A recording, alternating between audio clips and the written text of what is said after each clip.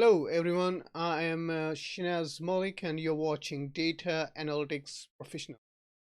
Let's quickly jump into today's lecture topic.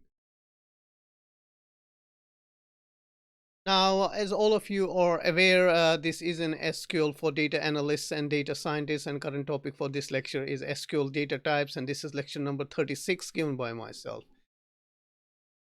The core of this lecture is to understand that the data type of a column defines what value the column can hold. Some examples are character, integer, date and time, binary, money, and many more. Remember, each column in a database table is required to have a name and a data type. An SQL developer must decide what type of data that will be stored inside each column when creating a table. The data type is a guideline for SQL to understand what type of data is expected inside of each column, and it also identifies how SQL will interact with the stored data. Data types might have different names in different database. In some cases, if the name is the same, the size and the other details may be different. We recommend to always check the related documentation. Now, as all of you know, we have been interacting with SQL Management Studio in this course, and I thought it's better to just give you a glance of what type of data types are there, and and description and their maximum size, and so on.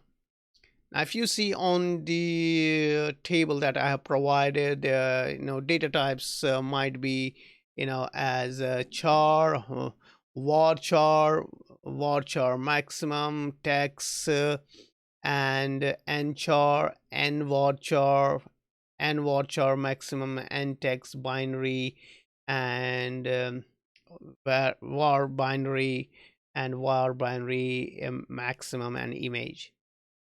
Now, the description I have given, the size I have given, maximum size, and all this I have just, given you a general introduction about what type of tables, when you are creating a table, what type of data types you can create within those columns which you will define. You have this in front of you. You can use the strengths of these data types and pick the one that best suits for your business needs. Surely, if you choose the right data type for right column, and it helps in a lot of advanced level things later on.